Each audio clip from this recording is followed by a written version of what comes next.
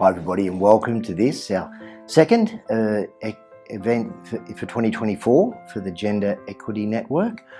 Very, very fortunate today to have First Nations Ambassador here with us, Christianna Cartwright. Not going to try to go through her entire resume, but needless to say, I am very, very humbled, very, very nervous to be here speaking with her and hearing her thoughts and insights. Reconciliation Week means a lot of things to a lot of people. It's a particularly important time for us to listen, for us to have difficult conversations, for us to learn from each other, learn from our shared experience, acknowledge our country's history without blame, but using that shared experience to look forward to the future. A better and brighter future for all Australians. We consider a couple of events particularly important in our nation's history. The successful referendum of 1967, where Indigenous people were officially included as part of the population and census of our country. And also the Mabo High Court decision, where it was found that Indigenous people had a continuous connection to this land and that they were entitled to take that land as their own. Today we really appreciate the opportunity to look more, to hear more about these issues, including cultural diversity, equal opportunity, particularly as it relates to women, and particularly as it relates to First Nations Australians. And the ongoing theme of listening, learning, understanding, and hoping for a better tomorrow for all Australians. I'm a mum and a grandmother at 38 years old. So I had my first child when I was 15. I found out 3 weeks before my 15th birthday that I was pregnant and was going to bring a new life into this world, which was absolutely scary.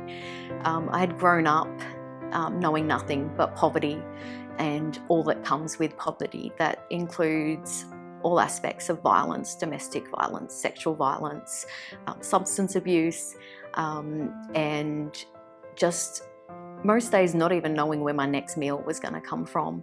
My mum was a single mum trying to raise 5 kids on her own.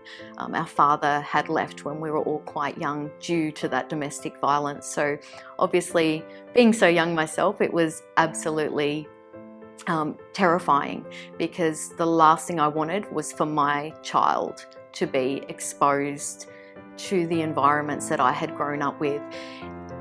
And while some part of me knew that it was not normal to grow up that way, it was all I knew, so it was also very normal. But I knew how much it hurt and how hard it was. And before I found out I was pregnant, due to my life experiences, I'd already tried to take my own life twice because I didn't see any other way out. So while a lot of people sort of went, oh my goodness, you're 14, you're going to have a baby, how can you bring a new life into this world? How are you going to support them? How are you going to do this as a child yourself? All I could think was that I now had something to live for. And no matter what that looked like for us, I had strong and powerful women around me. I had my mum, who is the strongest, most resilient woman I know. I had my grandmother. I had my little sister. I knew that I had people around me that would support me no matter what choice I made. So at 15, I became a mum and I brought my beautiful son into this world. And I knew then that there was a reason for everything, and that I could somehow use those experiences to create a better life for him. And in turn, once he grew up, he would be able to take the lessons that I'd had to learn the hard way and be able to do that for his own family. Because the hardest cycle to break is that intergenerational cycle. Because like I said, it's just so normal when you're living in it and when you know no other way. So to be able to step outside that and look from the outside coming in, it just opens your eyes to something that you just didn't ever think was possible. If you'd told me now that at 38 I'd be the CEO of a national company and have, you know, my 3 kids and 3 grandbabies, there's absolutely no way. I would have thought you were crazy. there's just, because you don't, you know, we're born as Aboriginal people, we are born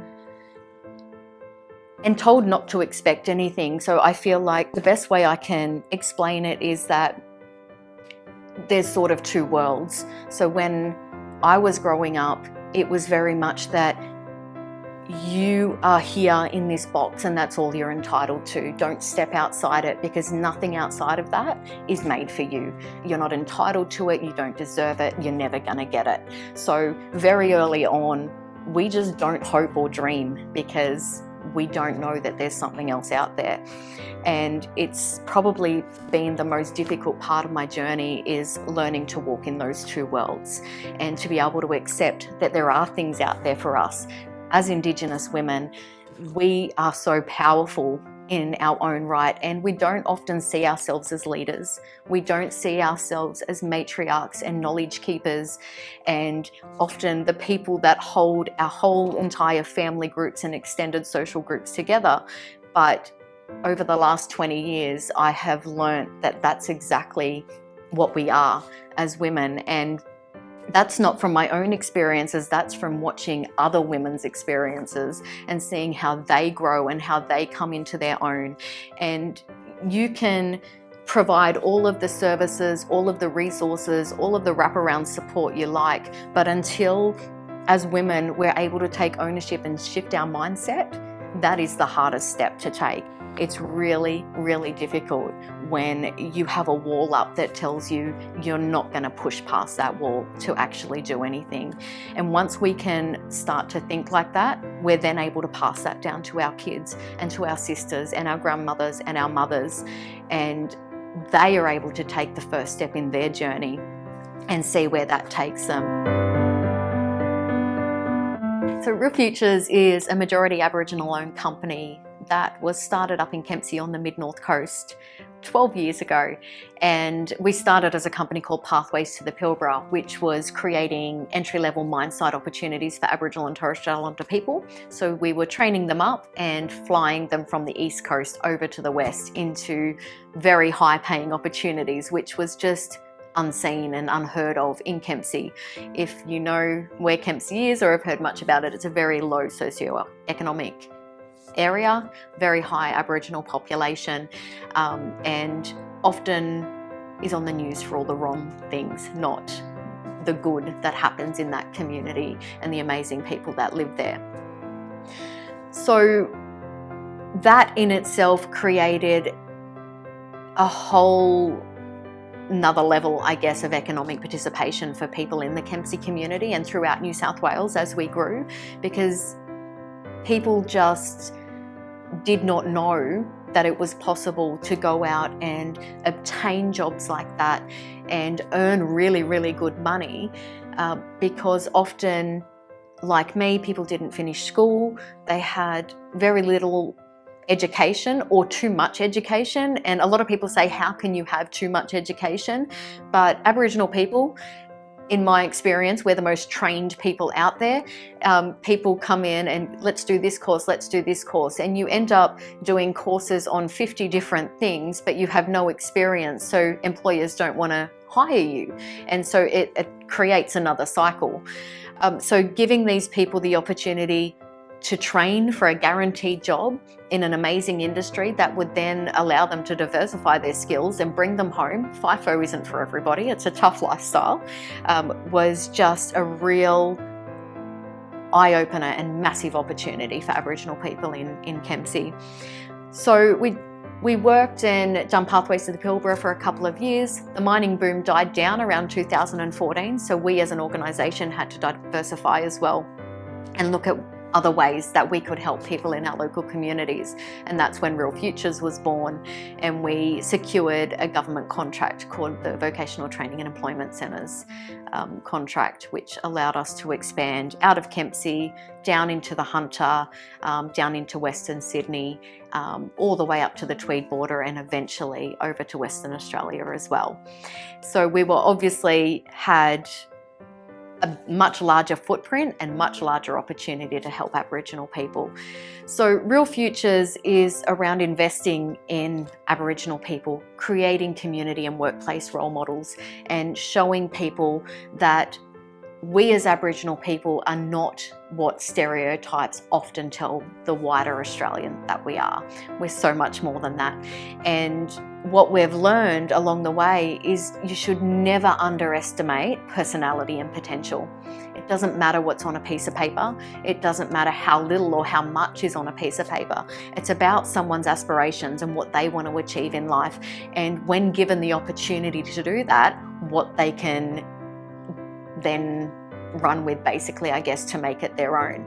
And often what we've found is having a job, having an income, having economic freedom is what really gives you the opportunity to move forward. Once someone's given an opportunity, it also creates an obvious change in their mindset. And the most important thing that I've seen come out of it, and the message that we want to get across as well as Aboriginal people, and particularly Aboriginal women, is that we're never looking for a handout. We just want a hand up. And giving someone that hand up is what allows them to take the next step forward. That person then becomes the role model and gives the next woman in line, or the next girl in line, or the next person in line a hand up as well. And it has that flow-on effect, and it ripples out to all of our communities. And that is where we see the impact. That is where we see the intergenerational change and the change in mindsets, the change in those opportunities. And before long, it's going to become second nature. No one will see it as, oh, that person got a specific opportunity. No, it was an opportunity for everyone, and that person was the best person for the job.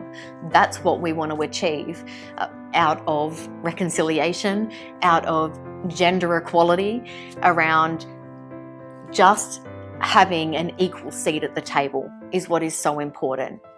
And it's the only way that we're going to change the perception as well.